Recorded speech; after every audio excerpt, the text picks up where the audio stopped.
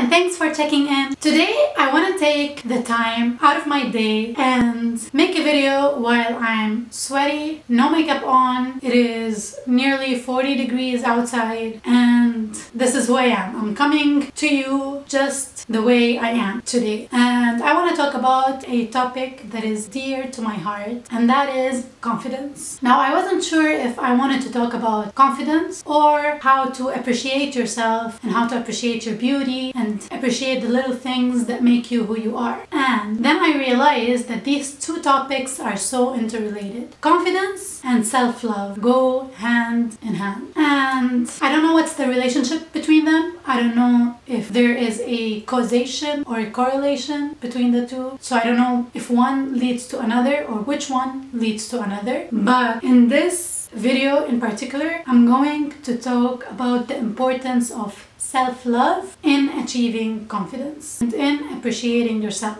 So my idea here, my hypothesis if you want, is that if you love yourself and engage in acts of self-love, this will increase your confidence in a way that will make you love and appreciate yourself even more. Like truly. So that is my formula for today. And of course, I don't know if this is how you should do it on YouTube, but this is how you would usually do it. So this is my formula, this is my hypothesis if you want, and I'm going to research it even more and give you the conclusion in other videos according to other people. But for now, I'm gonna talk from my own experience and from my own observations. So it's not conclusive, but it's getting there.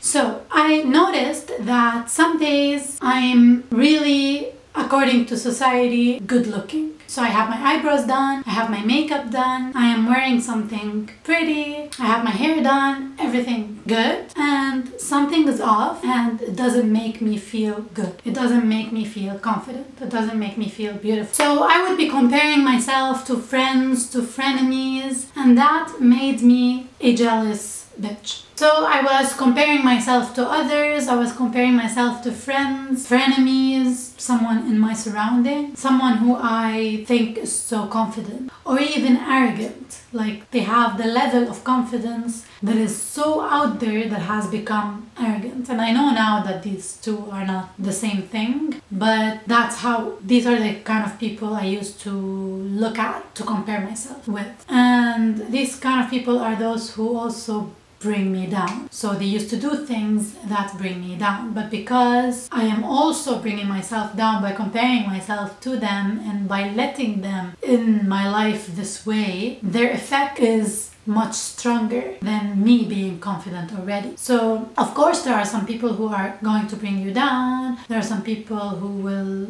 I don't know, will be flirting with your significant other. There will be people who compare you, will talk about your flaws, and all of these have happened to me and I let them get to me. But at the same time, even those who complimented me didn't really do much with my self-confidence. So I didn't take the compliment at all. I would find a way to like flip it and make it not a compliment anymore.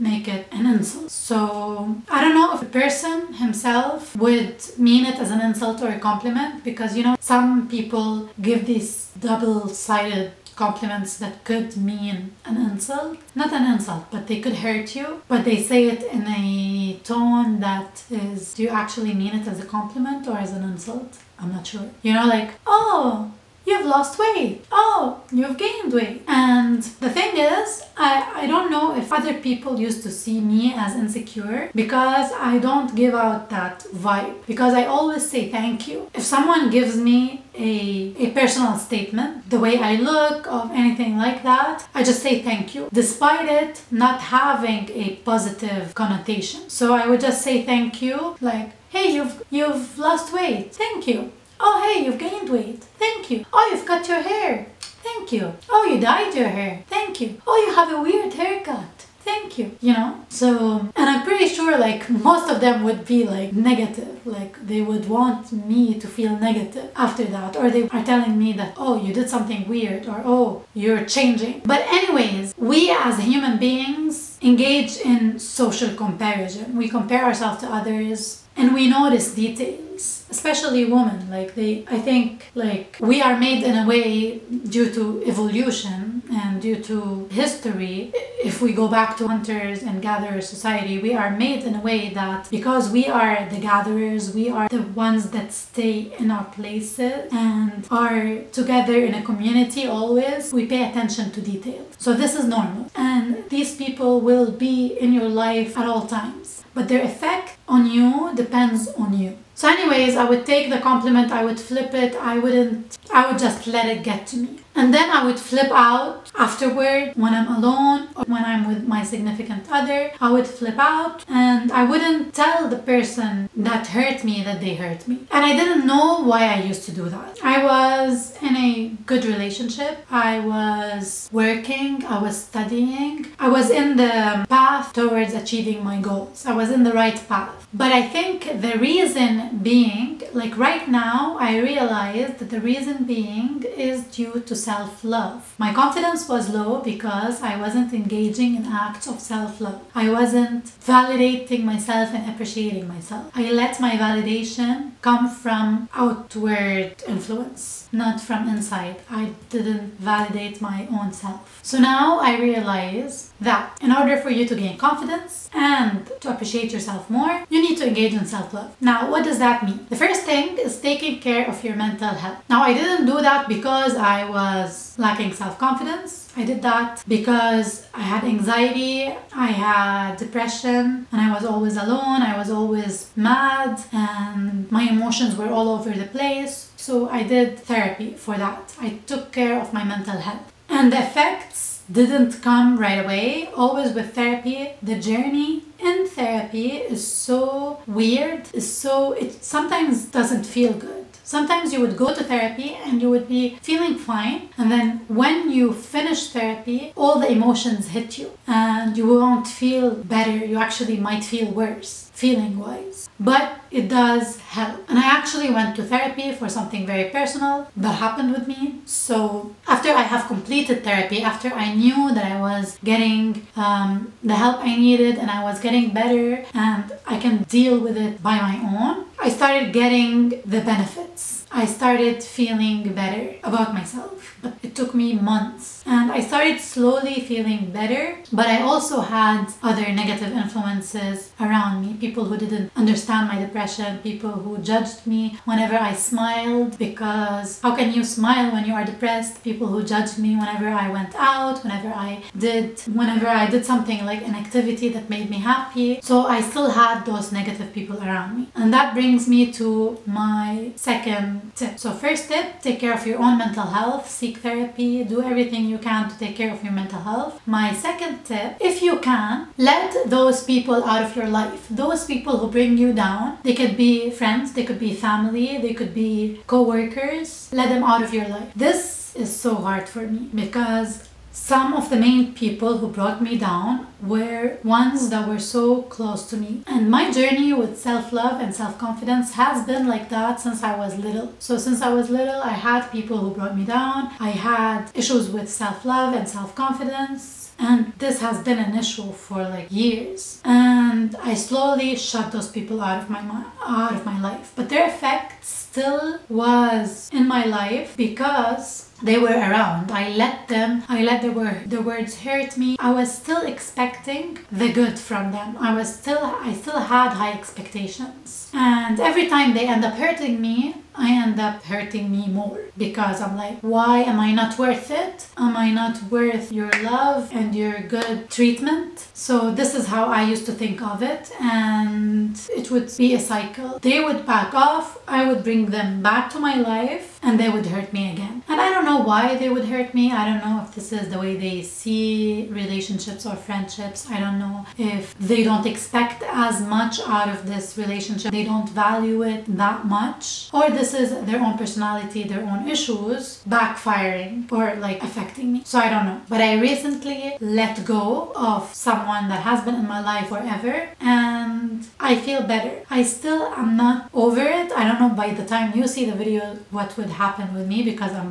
filming many videos. So for now, like today, I'm not completely over it, but I wanna be. These people have control over your mind. You are letting them have control over your life, and even after they're gone, like they're not here anymore, you're not talking to them, you're trying to move on, and they are still affecting you. So the way to move on from these people is to let them out of your mind. You can do whatever it takes. You can unfollow them from social media, you can remove their number, even if you still speak to them, but their number wouldn't be in your phone. Even if, like me, you have memorized their number before, you wouldn't be checking conversations again and again. You wouldn't be thinking, oh my god, they're not speaking to me, or oh my god, they're doing that, they're doing this. You would just move on from them. So just like breaking up with your boyfriend. So this is easy in relationships, because once you break up with a boyfriend, you don't see them anymore, you cut off contact. It's easy, it's like logic and common sense to block them and unfollow them from everything in your life, removing,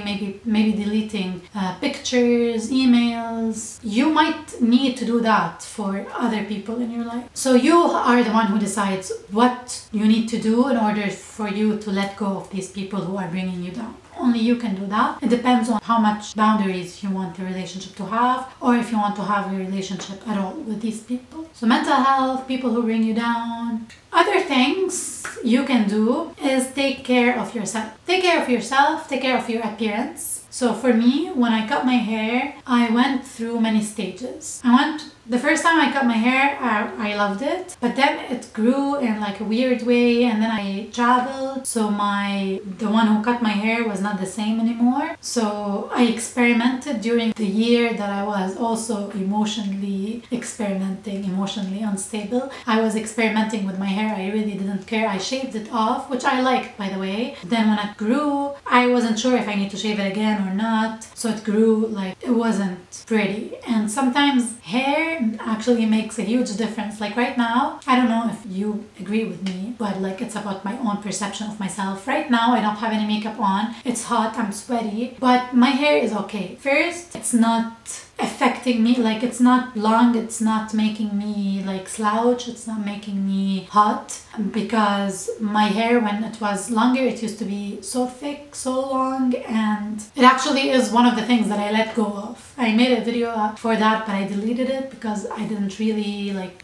talk about it the way I want. But I might like make another video of why I cut my hair. But basically, yeah, it was long, it was thick, it was always making me slouch, making me down, making me hot, and I have so many good but more bad memories associated with it. So I cut it off. I let it grow for a while, and then I changed the cut, and I had this cut that I have right now for like 9 months. So I am maintaining it, and it's good. I have an undercut, and I like that when I wake up, I like just fix it a little bit and it's good to go. It always looks good. I might change the color, but that color is okay. Like, it's the cut that makes a difference in my opinion. So things like that. Take care of your hair, take care of your skin, exfoliate, remove the hair, whether you're shaving, waxing, exfoliating, but do so consistently. Do things that make you feel the best version of who you are, appearance-wise. But know that these do not control your internal emotions. You might look hot and you might still lack confidence, but still do these things that make you feel good or think you look good. Do what makes you feel good, and you are the one who controls that. You are the one who also sets limits and boundaries to what you want. Number 4 is look in the mirror and appreciate yourself.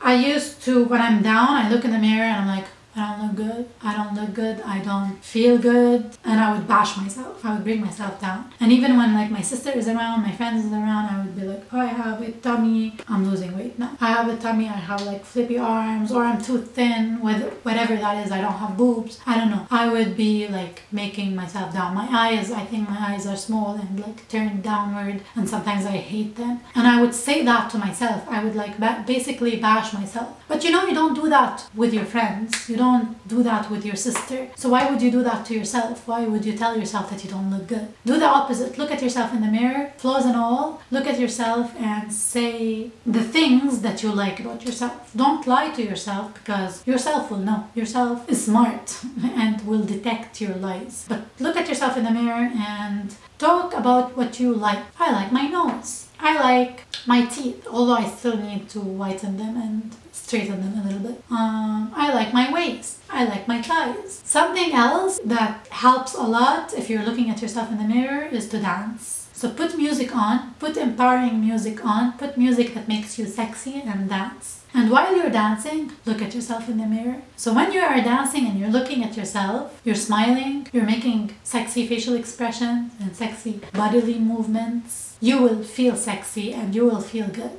And remember that image. I recently filmed myself while doing that. Something that I would do is when I'm removing my hair, I would put music on and I would dance and I would look at myself in the mirror. So I would actually see the transformation that I'm undergoing. And it doesn't matter what society thinks of that topic. If you don't want to shave, it's okay. But the idea is that I might be doing something painful or I might be doing something that I dread, but at the same time, I am seeing effort and I am making myself feel sexy. So this is something every time that I dance and look at myself, and you know, when you're home alone and you're dancing with yourself, you exaggerate movements and you look sexy. So every time I do that, I feel good, I feel confident, I love myself. So you can do that. Something else is challenge yourself. Do stuff that are out of your comfort zone. For me, I made a video also regarding this topic. I don't want to do things out of fear anymore, and I made a list of things that I want to do to challenge myself. And one of them is singing. And of course, when you are doing this list, you want to do stuff that makes you feel good, but you are scared to do. So you imagine yourself like, if I'm sexy, if I'm confident, if I don't have fear, if I don't have pain, what would I be doing? And answer that to yourself and put a list of things that you want to do and start working towards it. With singing, I wanted to sing while I was a child, but I had anxiety and too much self-hate that I didn't do it. But with singing, like right now, what I'm actually doing is singing things like Happy Birthday, Frère Jacques, things like that. And I would be like playing on the piano that my sister has in like one finger or a couple of fingers. Not two hands. Like, I'm such an amateur, but I am learning. And I think challenging yourself and learning something new makes you feel good, makes you love yourself. This is amazing. It's amazing. It's so necessary to take care of yourself, to love yourself, especially if you are taking care of someone else. If you are taking care of someone who is depressed, someone who has mental health issues, physical health issues. If you're taking care of someone else, it's even more important for you to take care of yourself and to love yourself, because you need to be the rock that the other person lean against. And if you fall and make them fall, it's gonna be hell. You're gonna feel bad and it's gonna be hell. I don't know why I don't know how long have I been looking there. Anyways, this is me when I'm talking to people. I wouldn't look them in the eyes for long. I would look everywhere. But I hope that that's not a big deal. These are, I think, my list of self-love actions that you can do. And if you take care of yourself, if you love yourself like you are loving someone else, and that